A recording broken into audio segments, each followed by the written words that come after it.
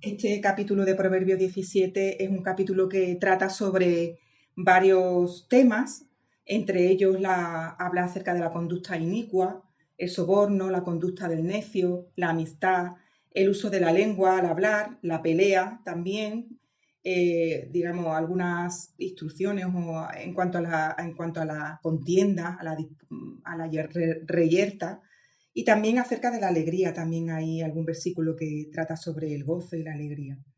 Eh, Está ubicado este capítulo dentro del bloque, como dijimos la semana pasada, de proverbios sobre la vida y la conducta, o sea, son consejos para vivir conforme a las instrucciones que Dios da, ¿no? En su palabra. Como sabemos, Proverbios pues lo escribió Salomón, el rey Salomón, hijo de David, y da aquí algunos consejos acerca de la vida. Empezamos por el primer versículo, que dice: mejor es un bocado seco y en paz que casa de contiendas llena de provisiones. Ya este versículo lo hemos visto, el mismo mensaje que contiene, lo hemos visto en el capítulo anterior, cuando dice Proverbios 15, en el 15, 17, mejor es un plato de legumbres donde hay amor que buey engordado y odio con él. Mejor es lo poco con tranquilidad y con amor, más vale un bocado seco con tranquilidad que una casa de fiestas llena de contiendas, llena de bronca, llena de pelea, ¿no? O sea, que mejor es tener menos, pero vivir con tranquilidad, con amor. Diríamos que el amor es el primer fruto del espíritu que se expresa en Gálatas. Así que mejor también podíamos trasladarlo en este sentido de mejor vivir con el amor de Dios, mejor vivir actuando conforme al amor de Dios que actuar sin él y tener muchas cosas materiales, ¿no? Muchas propiedades, muchas cosas materiales. Bueno, es un consejo que se repite, así que de alguna manera es importante, lo debemos de tener en cuenta, como todos los consejos que vienen en la Biblia, ¿no? En la palabra de Dios. Pero este, pues lo hemos visto ya en el capítulo anterior. El versículo 2 habla acerca del valor de la prudencia. Dice: el siervo prudente se enseñoreará del hijo que deshonra y con los hermanos compartirá la herencia. Dice también Proverbios 11 que el que turba su casa heredará viento, y el necio será siervo del sabio de corazón. Así que el que desordena su casa, el que molesta, el que no crea, no ayuda ni colabora con la armonía, pues ese hijo o esa persona dentro de la familia, no tiene por qué ser un hijo, puede también ser un padre o una madre. El que turba su casa dice que su siervo va a tener más autoridad, va a ser más reconocido que él. Podríamos preguntarnos aquí la definición: ¿qué es ser sabio de corazón?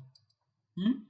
Pues aquí, evidentemente, en este versículo está relacionado el sabio de corazón eh, con bueno, en el versículo de Proverbios 11 es cuando se dice lo de sabio de corazón. Está relacionado con ser una persona prudente, cauta, no avergonzar, no ser el hijo que avergüenza a sus padres, sino más bien la persona prudente dentro de la familia que crea y guarda la armonía familiar. Pasamos al versículo 3. Aquí me ha llamado la atención la palabra crisol y la definición de crisol, y reflexionar un poco acerca de lo que significa el crisol. Dice: el crisol para la plata y la hornaza para el oro. Pero Yahvé prueba al Señor, prueba los corazones. ¿Mm? ¿Qué es el crisol? Bueno, es el recipiente que se utilizaba en la parte inferior de los hornos para purificar el material para crear la plata.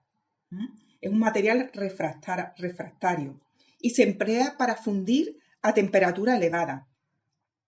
¿Quién es nuestro crisol? Nuestro crisol es el Señor, nuestro crisol es Cristo. Él es el que nos transforma, Él es el que nos da una nueva identidad, y mediante la prueba nuestro yo, nuestro ego, nuestro orgullo es fundido, es sometido a elevadas temperaturas para ser transformado a semejanza de Cristo. El Señor prueba nuestros corazones y los funde para sacar la mejor plata y el mejor oro. Es lo que está diciendo aquí, que el crisol para la plata, o sea, el material, ¿qué se hacía? Ese material que iba a ser plata, ¿no?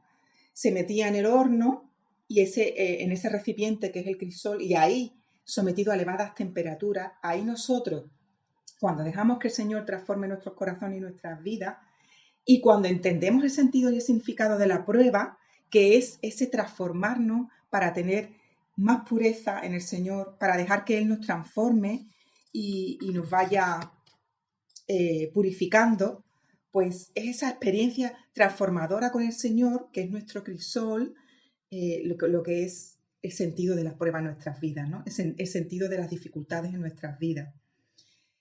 Una pregunta de reflexión, que esta semana sí o sí os voy a mandar las preguntas de reflexión. Me lo he propuesto porque siempre creo que es una parte importante también del estudio que vosotros después meditéis sobre todo esto y sobre la propia palabra, sobre los propios versículos. Esta primera pregunta sería, ¿es nuestra experiencia con el Señor transformadora? ¿Realmente estoy dejando que el Señor actúe dentro de mí? ¿Entiendo el significado de las pruebas? Como ese crisol, como ese dejar transformarme mediante la obra del Espíritu y de Cristo en nuestras vidas. Bueno, ahora vamos a pasar a una serie de versículos que tratan sobre la conducta inicua. Son el versículo 4, 5, 13, que habla, estos tres versículos, sobre la conducta del inicuo, de la persona que no es íntegra, lo contrario a integridad. Ya hemos visto antes en los capítulos previos en Proverbios algunos capítulos dedicados a este contraste entre la conducta del inicua y la conducta de la persona íntegra y recta. Y aquí pues también vemos estos versículos dedicados a lo mismo. El versículo 4 dice, el malo está atento al labio inicuo y el mentiroso escucha la lengua detractora. Aquí en este versículo lo que me llama la atención es la palabra lengua detractora. ¿Qué es una persona detractora? Bueno, pues detractor, según el diccionario, es adversario. Es una persona que se opone a una opinión descalificándola. O sea, una persona detractora es esa persona que continuamente está queriendo descalificar a otra y para ello se opone a su opinión, contradice a la otra persona constantemente para descalificarla. Eso sería una persona detractora. ¿Con qué fin? Pues con el fin de hacer daño o con el fin, o a lo mejor simplemente es porque se cree que tiene la razón en todo, ¿no? No sé si habéis conocido alguna vez. Lo que le interesa a la persona malhechora es la iniquidad. Fijaos que en este versículo se relaciona con el mentiroso. Al mentiroso también le interesa lo mismo. O sea, pone en el mismo lugar al mentiroso que al detractor, la persona detractora, o al inicuo o malhechor. Es una cuestión para que reflexionemos. El versículo 5 dice, el que escarnece al pobre afrenta a su hacedor, y el que se alegra de la calamidad no quedará sin castigo. También me ha hecho mucho reflexionar este versículo. ¿Alguna vez, pregunta de reflexión, alguna vez te has alegrado de la calamidad ajena? ¿Qué demuestra esta actitud de nuestro corazón? O, dicho de otra manera, ¿alguna vez has visto cómo otra persona se ha alegrado por tu calamidad? Porque te haya pasado alguna desgracia o algo malo. Bueno, pues esto puede demostrar muchas cosas, ¿verdad? Puede demostrar envidia, puede demostrar incluso odio, celos, que son sentimientos que están relacionados con el pecado y con el hombre caído. Alegrarse por la desgracia del otro demuestra falta de amor también. Tenerlo como a un enemigo. Lo mínimo que puedes pensar, esta persona es mi enemiga, ¿no? Porque se está alegrando de que me está yendo mal o de que esto que me ha pasado, ¿no? Me está perjudicando. Entonces, lo mínimo que podríamos pensar es que es nuestro enemigo. Pero fíjate la consecuencia que dice, no quedará sin castigo si te alegras de las desgracias de otro. Dice que esa persona no va a quedar sin castigo, va a tener su castigo. ¿Por parte de quién? Del Señor, ¿no? En Abdías 1:12 dice, no te alegres en el día de tu hermano, en el día de su exterminio. No te alegres de los hijos de Judá en el día de su destrucción. No te jactes, o sea, no te alegres en el día de su angustia. El Señor no quiere que nos alegremos de las calamidades de otros, aunque sean nuestros enemigos. O sea, reflexionando sobre este versículo, pensar que incluso el Señor no quiere que nos alegremos por la desgracia de nuestros enemigos, aunque sea esa persona que te ha actuado mal contra ti, que te ha hecho daño, aunque sea esa persona, el Señor no quiere que te alegres de que le va mal, no quiere que te alegres de su desgracia, de su calamidad. ¿Mm? También para reflexionar, ¿verdad? Versículo 13 dice, el que da mal por bien no se apartará el mal de su casa. También un versículo también para reflexionar. ¿Eh? ¿Has recibido mal por bien alguna vez? Esto es aflicción del alma, ¿verdad? Cuando hacemos bien a alguien y recibimos mal de esa persona. Es como un shock, hay un sentimiento, ¿no? Como que te quedas, ¿cómo? ¿Esto por qué? Si no, a lo mejor una persona que tú le estás haciendo mal, bien, perdón, que le estás haciendo bien, que le estás ayudando y recibes mal de esa persona, dices, ¿por qué? ¿No? ¿Nos ha pasado alguna vez? ¿Cómo te has sentido? Eh, pues fíjate que aquí dice que no se va a quedar tampoco sin castigo, porque el mal alcanzará su casa y no se apartará. Fijaos qué consecuencia más terrible, que el Señor dice o aquí dice la palabra, que el mal alcanzará a su casa. O sea, no, eso que estás haciendo, esa actuación de dar mal por bien, no solamente la consecuencia va a ser para ti, sino que va a ser para tu familia, para tu hogar, para tu casa. Y además dice que no se apartará el mal sobre tu casa. O sea, así que como para reflexionar, ¿verdad? Sobre ello. No dar mal por bien. Es más, el Señor dice que amemos a nuestros enemigos, o sea, que tenemos que actuar con bien al que nos actúa mal con nosotros. Un ejemplo de esto en la palabra es el rey David. El rey David recibió mal por bien de parte del rey Saúl. El rey Saúl intenta agraviarle, intenta incluso, va por su vida, cuando el rey David lo único que hizo fue darle victorias al reino de Saúl.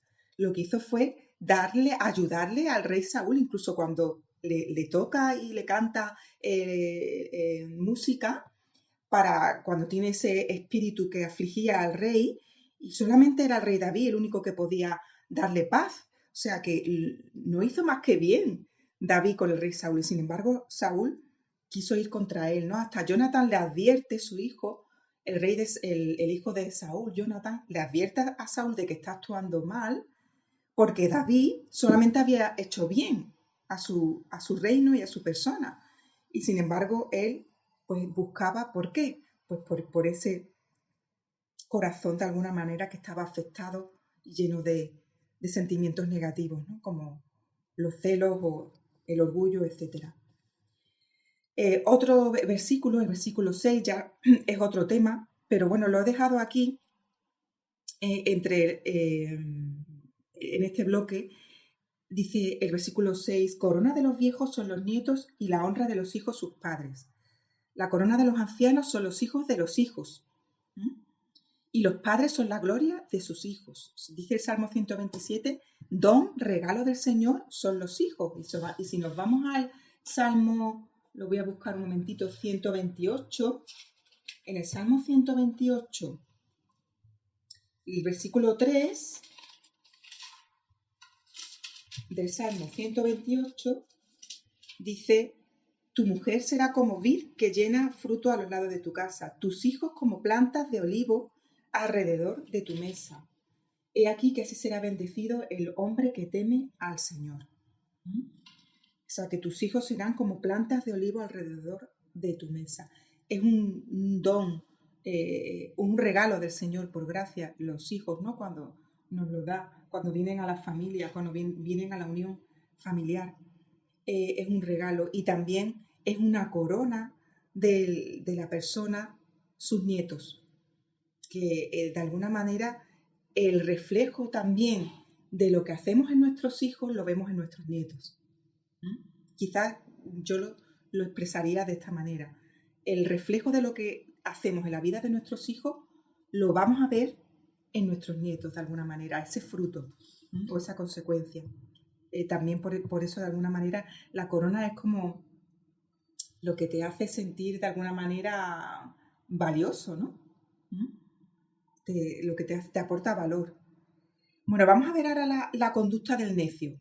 Vamos a ver algunos versículos como el 7, el 10, 12, 16, 21 y 25. Fijaos que son muchos versículos los que hablan acerca de la conducta del necio. El versículo 7 habla de la altilocuencia. Dice, no conviene al necio la altilocuencia, cuanto menos al príncipe el labio mentiroso. Primero nos tendríamos que preguntar qué significa altilocuencia. Bueno, pues es lo contrario a la elocuencia. La altilocuencia es la palabra vacía, es la palabrería, es cuando alguien habla con estilo elevado, con pomposo, de manera altisonante, ¿no? También podría estar relacionado con hablar con un tono muy elevado de voz. Lo opuesto es la elocuencia, que es hablar de un modo eficaz, de manera que conmuevas, de manera que sea agradable, ¿m? Que tenga fluidez al hablar también. Pues tenemos que buscar la elocuencia, no la altilocuencia, que está relacionado con la persona necia. Fijaos que también se relaciona con la mentira. Las personas que tienen autoridad, como un príncipe, podemos también relacionarlo con un político o alguien que tenga autoridad en una institución o en algún lugar, pues dice que la mentira, los que tienen autoridad y mienten son como un necio con palabrería o con altilocuencia. O yo diría que es casi que es peor, ¿no? Yo diría que es peor, pero bueno, aquí lo hace sinónimo a esto. Dice el Salmo 50, 16, al malo dijo Dios, ¿qué tienes tú que hablar de mis leyes y que tomar mi pacto en tu boca? O sea que si alguien aborrece la corrección, si alguien aborrece la corrección de Dios, si alguien aborrece la palabra de Dios, o para decirlo de otra manera, si alguien no está teniendo en cuenta la enseñanza de la palabra de Dios, y eso incluye todo, incluso también sus mandamientos, si alguien lo está aborreciendo, ¿cómo te vas a poner a hablar de ello? Eso está relacionado con la enseñanza y se me pone de alguna manera los vellos de punta en el sentido de que el que enseña tiene mucha responsabilidad. El que enseña tiene mucha responsabilidad porque tiene que haber una coherencia de vida. Aquí le está diciendo el Señor al malo dijo, ¿qué tienes tú que hablar de mí? Pues si tú aborreces la corrección. Le está diciendo al malo, no hables de mí. Eso es lo que está diciendo el Señor. No hables de mí. Entonces hay que tener mucho cuidado porque hay que tener una coherencia de vida. Tenemos que amar la palabra del Señor si realmente si la queremos enseñar. Tenemos que amarla, tenemos que guardarla también, procurar obedecerla, porque el Señor si no te va a decir, no hables de mí. Si es que no estás obedeciendo, no estás teniendo en cuenta. El versículo 10 dice, la reprensión aprovecha al entendido más que 100 azotes al necio. ¿Qué está diciendo aquí? Que el sabio acepta la corrección, la advertencia, el consejo, pero el necio ni aún el castigo físico le va a hacer reflexionar. La corrección entra más profundamente en el hombre sabio que el castigo físico en el necio. Entonces, una pregunta de reflexión. ¿Cómo aceptamos la corrección? ¿Cómo aceptamos el consejo, la corrección? Porque sobre todo también la corrección cuando viene de parte del Señor, ¿no? Tenemos que aceptar la corrección porque nos va a hacer bien a nuestra vida, porque es con un propósito también de ese purificarnos, ¿no? El versículo 12 dice, mejor es encontrarse con una osa a la cual han robado sus cachorros que con un fatuo en su necedad. Sí, sigue hablando de la necedad. O sea, una osa a la que han robado sus cachorros es un animal violento, muy violento. Pues es peor que un insensato, es peor un insensato en sus necedades. Es más insoportable un insensato en su necedad que una osa violenta, queriendo guardar sus cachorros. Y aquí nombra la palabra fatuo, que un fatuo en su necedad. ¿Qué es la palabra fatuo? ¿Qué significa la palabra fatuo? Una persona con presunción o vanidad infundada, una persona que no tiene razón, es un presuntuoso, un petulante, es alguien que ya no se puede aguantar, no sería, que es un necio insufrible. Bueno, pues no sé, si alguna vez os habéis encontrado con alguna persona así. Es la vanidad ridícula e infundada. Pues dice que es mejor o sea, que es peor esto que una osa violenta queriendo buscar a sus cachorros. Versículo 16 sigue hablando de la necedad. ¿De qué sirve el precio en la mano del necio para comprar sabiduría, no teniendo entendimiento? O sea, si no tiene discernimiento el insensato, ¿por qué vamos a dejar la sabiduría en su mano? ¿Mm? Es lo que está diciendo. El valor de un consejo sabio no lo va a saber valorar correctamente el necio. Es lo que está diciendo. Entonces, pues todas estas son consecuencias de la persona necia. No va a valorar, hemos visto la anterior, que es que va a ser una persona un poco insoportable, y la segunda es que no va a valorar el consejo, porque no valora la sabiduría. Otro versículo que habla de la necedad, el versículo 21 y el 25, el 21 está relacionado con el 25, dice el 21, el que engendra al insensato para su tristeza lo engendra, y el padre del necio no se alegrará. Y el 25 dice, el hijo necio es pesadumbre de su padre y amargura a la que lo dio a luz. Así que el hijo necio es una molestia para su padre y es amargura para su madre. Qué pena, ¿verdad? Qué tristeza. Dice también Proverbio 23:15, hijo mío, si tu corazón fuere sabio, también a mí se me alegrará el corazón. O sea, cómo de alguna manera la conducta como hijos va a afectar al estado emocional de nuestros padres. ¿Cómo afecta nuestro comportamiento al estado emocional de nuestros padres? Así que también tener hijos es una responsabilidad porque siempre, no solamente cuando son pequeños, sino siempre nos va a afectar de alguna manera su comportamiento a nuestro nivel emocional. Hay una relación, hay una unidad familiar. Igual que hay una unidad en el ser humano, que hay una correlación entre lo emocional, lo físico y lo espiritual, pues también en la familia, fijaos. En la familia también. Lo que yo hago afecta a mis hermanos, a mis padres, a mis hijos. Va a afectarles también de muchas maneras y también en lo emocional también les va a afectar. O sea, pasamos ahora al bloque de la amistad. Hay 3 versículos que hablan de la amistad en este capítulo, el 9, el 17 y el 18. El 9 dice, el que cubre la falta busca amistad, mas el que la divulga aparta al amigo. El que sigue mencionando un asunto de su amigo va a alejar a su amigo. Entonces, digamos que aquí está hablando de que de que no caigamos en la murmuración con los asuntos de nuestros amigos, porque vamos a perderlos si caemos en la murmuración con los asuntos, las confidencias que nuestros amigos nos hacen. ¿Tenemos que taparlo todo? Podría ser una pregunta de reflexión. ¿O cómo está relacionado, hasta qué punto debo cubrir la falta de un amigo? También podría ser una pregunta de reflexión. ¿Hasta qué punto debo cubrir la falta de un amigo? También podemos reflexionar, si un amigo se desvía, pues tengo que tomar una decisión. Quizás tomar distancia, pero no murmurar sobre él. No difundir y divulgar sus equivocaciones, sus errores. No divulgarlos y difamar, que sería eso, ¿no? Porque vamos a perderlo, no solamente vamos a perder al amigo, sino que vamos a crear un enemigo al final. Entonces, ¿qué puedo hacer cuando un amigo, bueno, puedo orar por él? No caigas en la murmuración de contar a los demás lo que tu amigo sabe, los fallos de tu amigo, pero si puedes orar por él. Si puedes decírselo al Señor, ahí sí que se lo puedes contar, a Él sí. A Dios sí le puedes contar lo que estás viendo en esa persona que es tu amigo, que crees que no es correcto. Se lo puedes decir a Él también, mira, está pasando, creo que por aquí no es, creo que no estás actuando correctamente. Y también se lo puedes comunicar al Señor, ¿no? También en oración, para que Él sea que lo transforme, pero no caer en la murmuración.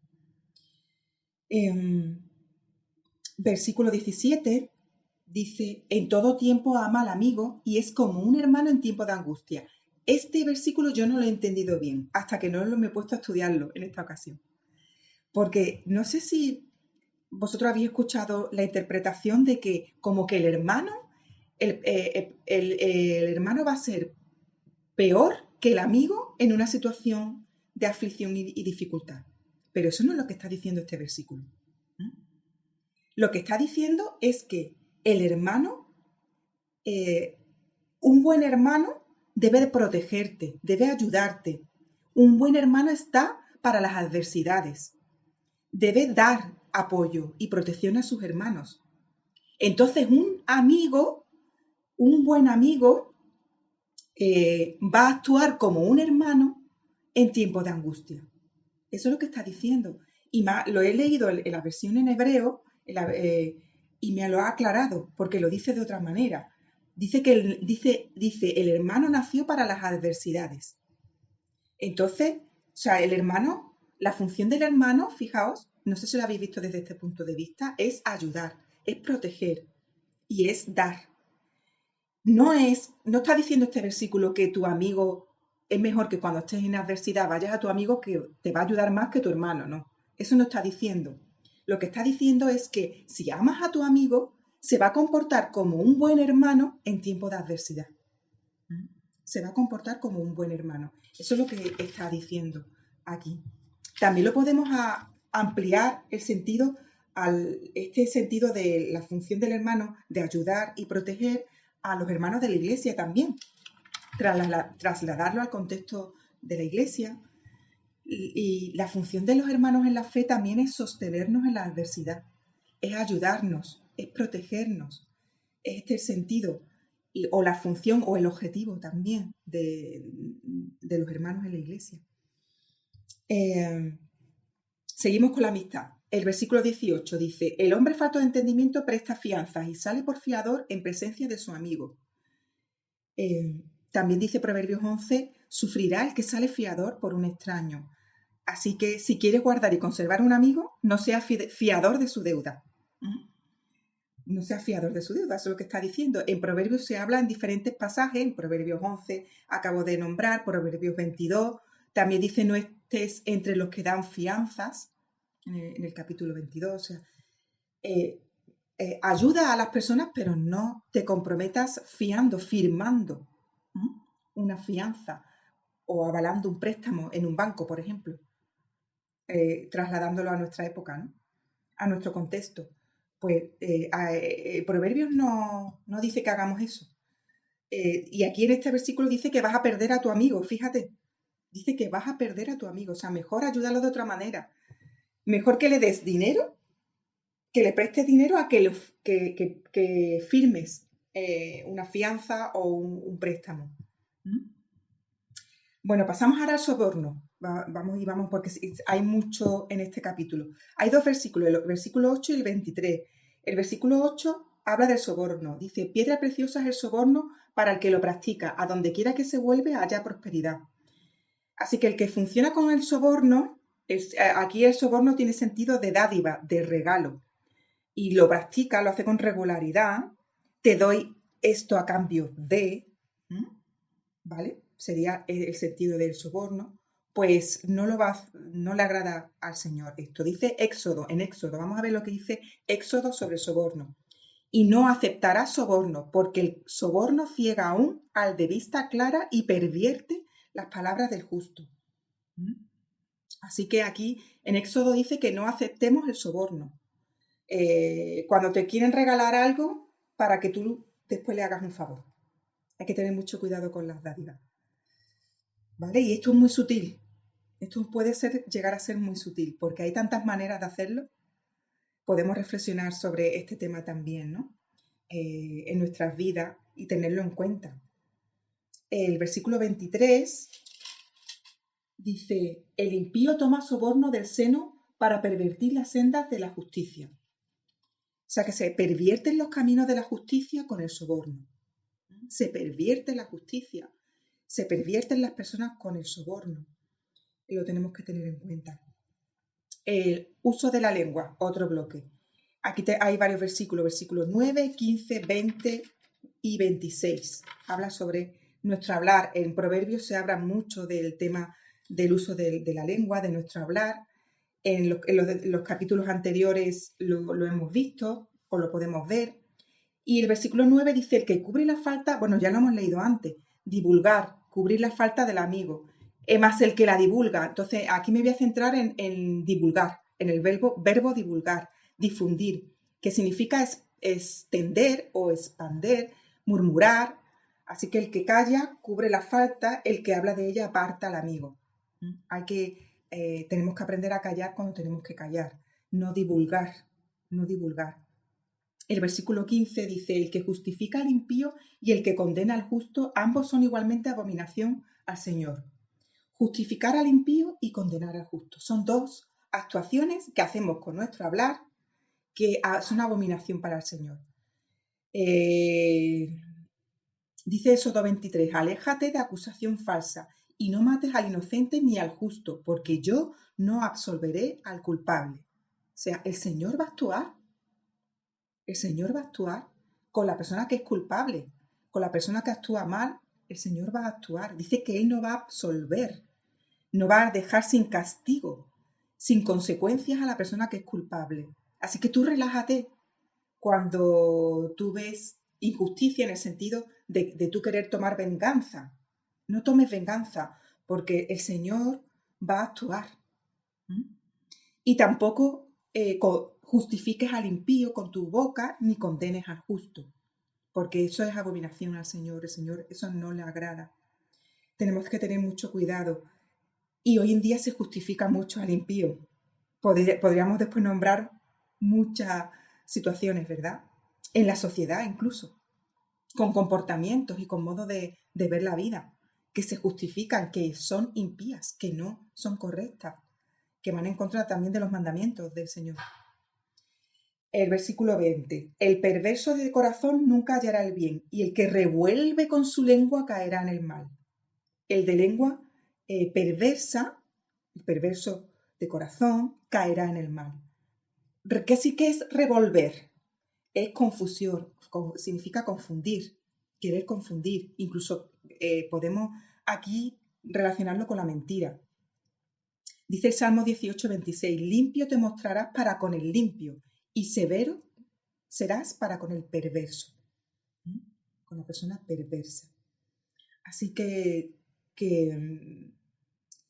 es una consecuencia de hablar incorrectamente o de manera perversa es que te vas a caer en el mal. Es que vas a terminar actuando mal. Versículo 26 al 28 también sigue hablando sobre el uso de nuestra lengua o nuestro hablar. Versículo 26 dice, ciertamente no es bueno condenar al justo, otra vez lo vuelve a decir, no condenes al justo, ni herir a los nobles que hacen lo recto, ni herir a las personas que son buenas y nobles. El que ahorra sus palabras tiene sabiduría, de espíritu prudente es el hombre entendido, aun el necio cuando calla es contado por sabio, el que cierra sus labios es entendido. Este es buenísimo, este último, el 28. Aun el necio cuando calla es contado por sabio. No golpeemos a los nobles porque son rectos. Está diciendo aquí el 26.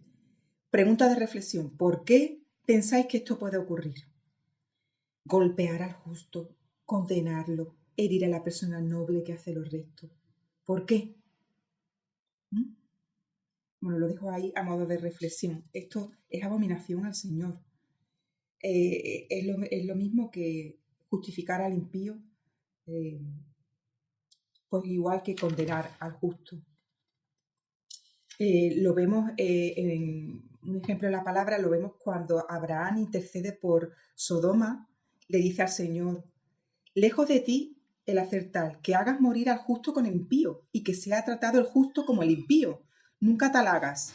El juez de toda la tierra no ha de hacer lo que es justo. Esto le dice Abraham al Señor y efectivamente el Señor actúa. El Señor libra a Job porque era el único justo que había en Sodoma. Bueno, vuelvo a repetir la pregunta de reflexión, después podemos hablar sobre ello, lo dejo para que reflexionéis. ¿Por qué pensáis que puede ocurrir esto? Que se golpee al justo, que se condene, que se hiera a la persona noble que hace lo recto. Y ya pasamos al bloque de la contienda o la pelea, versículos 10 y 19. El 10 dice, la reprensión aprovecha al entendido más que 100 azotes al necio. O sea, la corrección entra más profundamente en el hombre inteligente que 100 azotes en el insensato o en la persona necia. Así que aquí vemos una cuestión de ¿qué? De actitud. De actitud. O sea, aquí está hablando de la actitud que tenemos ante la corrección. Y una pregunta para las madres. ¿Qué efecto hace la corrección a nuestros hijos? ¿La aceptan o no? Dice Proverbios 9, no reprendas al escarnecedor para que no te aborrezca. Reprenda al sabio y te amará. Así que dependiendo de la actitud a la corrección, esto es muy bueno para conectarlo con la oración. Si nosotros queremos ayudar y corregir a nuestros hijos, dependiendo de cómo ellos actúen y la actitud que tengan a nuestra corrección, vamos a ver el trasfondo de ellos, ¿no? Y vamos a poder orar adecuadamente para que el Señor cambie esa actitud, para que el Señor sea quien corrija esa actitud, quien trabaje en sus corazones. Es importante conocer a nuestros hijos para saber corregirlos y para saber orar por ellos adecuadamente también. Y para ello debemos de ver su actitud. ¿Cuál es su actitud a nuestra corrección? O a la corrección. Esto también lo podemos trasladar a personas que asesoremos o que en consejería, viendo la actitud de las personas ante los consejos o ante la corrección, cómo actúan, qué actitud tienen, ¿la aceptan, no la aceptan? También lo podemos trasladar a ese ámbito. El versículo 19 dice, el que ama la disputa ama la transgresión y el que abre demasiado la puerta busca su ruina. También es que aquí hay versículos que son, en este pasaje, abrir la puerta. Bueno, este versículo dice que la persona que busca la pelea y la contienda es la que es transgresora. La persona que busca la contienda es la que no es obediente. Suele coincidir. La que es más rebelde, la que no cumple, la que desobedece. Y después dice, el que levanta su puerta, el que salta su puerta, aquí lo dice, el que abre demasiado la puerta. En la versión hebrea dice, el que exalta, el que levanta su puerta, busca la destrucción. Proverbios 16-18 dice, delante de la destrucción va el orgullo y delante de la caída la altivez de espíritu. ¿Por qué abrimos demasiado la puerta? Esto lo podemos trasladar a muchos ámbitos.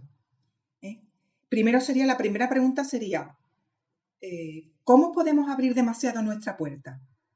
¿Y por qué abrimos la puerta? Sería más correctamente. ¿Será por nuestro orgullo? ¿Abrimos con nuestro orgullo la puerta? La puerta lo podemos esto trasladar a muchos ámbitos, como la puerta de tu casa, la puerta de tu corazón, la puerta de tu alma, la puerta de tu boca. Abrirse demasiado a otras personas. Está relacionado también con los consejos de prudencia que vemos en Proverbios. Ser prudente, porque dice, no, eso lo dice más adelante en otro versículo.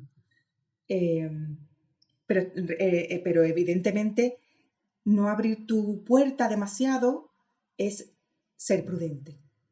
Ser prudente que lo vemos tanto en este libro de Proverbios. Cuando alguien llama a tu casa, ¿qué haces? Cuando llama a un desconocido. Bueno, cuando alguien llama, tú no sabes si es desconocido o no. Cuando alguien llama, ¿tú qué haces? ¿Abres, boom, a todo el mundo? ¿Así? No, primero miras por la mirilla. Lo identificas primero. Primero lo identificas. Así que primero, identificación. Después, bueno, no tardamos mucho en abrir, ¿no? Normalmente lo identificamos, pero después abrimos con precaución. Lo estoy apuntando porque después se me va. Abrimos con precaución. O sea, primero identificamos. Segundo, abrimos con precaución, tenemos cuidado. Y muchas veces no habéis abierto vosotros que abrís un poquito porque no queréis que vea vuestra casa. ¿Mm?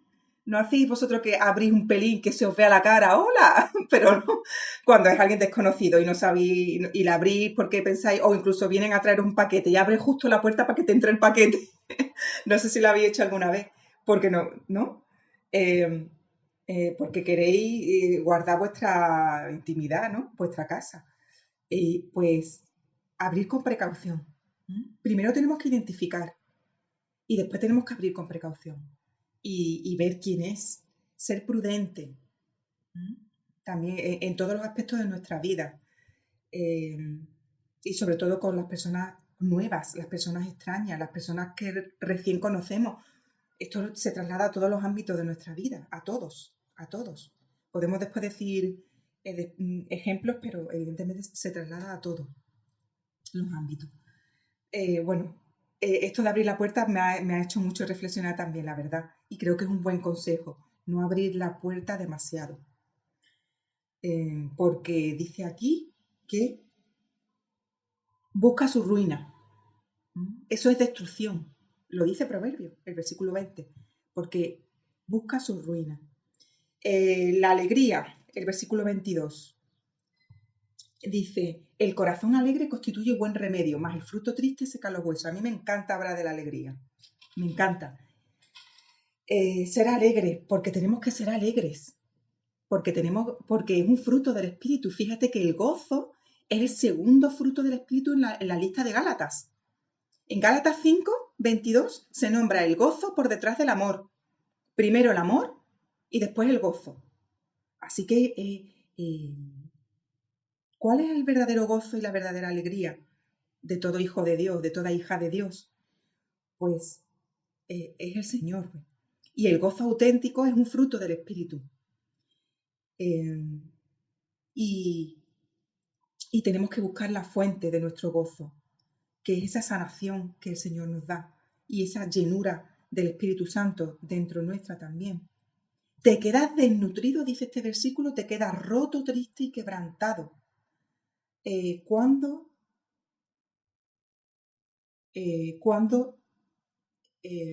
cuando estamos tristes? Dice, el espíritu triste seca los huesos. O sea, el espíritu triste trae desnutrición, ¿no? Te seca. Y sin embargo, el corazón alegre es un remedio. Una pregunta de reflexión. ¿Se puede evitar tener el espíritu quebrantado, triste? ¿Se puede evitar estar triste? Hay a veces que no. Hay a veces que no. Pero sí podemos buscar en la fuente del verdadero gozo. Hay situaciones que es muy difícil tener gozo. Hay situaciones que nuestro corazón se rompe y que estamos tristes porque lo merece la situación. Es que estamos tristes y no lo podemos evitar. Y aquí vemos en este versículo la relación entre lo emocional y lo físico del hombre. Antes lo hablábamos también, ¿no? Con lo familiar. Una de las cosas que para tener calidad de gozo es buscar la llenura del Espíritu Santo. ¿Y cómo buscamos la llenura del Espíritu Santo? O sea, podríamos relacionar la calidad de vida y con la llenura del Espíritu con calidad de gozo.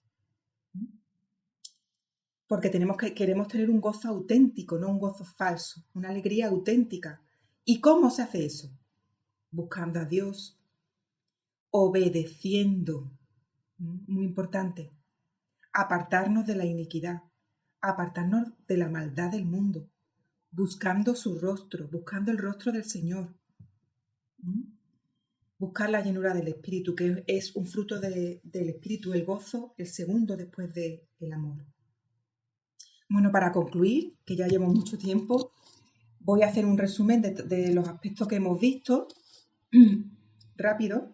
Hemos visto sobre la conducta inicua. El inicuo miente, se alegra de la desgracia del otro, da mal por bien y soborna. La conducta necia. Actúa el necio, actúa con palabrería, no acepta la corrección, es insoportable, no valora el consejo y es molestia y amargura para los padres. El bloque de la amistad. No divulgar ni difamar los errores del amigo. El buen amigo se comporta como un buen hermano y no es fiador de la deuda de su amigo. El uso de la lengua, no difamar, no justificar al impío ni condenar al justo, no actuar con lengua, no hablar con lengua perversa, no herir al bueno ni golpear al noble. Y en cuanto a la pelea o la contienda, eh, es una cuestión de actitud. O sea que mirar la actitud de la persona que busca la pelea y la contienda. La persona que le busca la contienda es sinónimo a una persona transgresora. Se relaciona también en Proverbios con la persona escarnecedora. Y por último, no abrir demasiado la puerta de tu corazón, de tu boca o de tu alma. Y con esto pues terminamos esta reflexión sobre el capítulo 17 de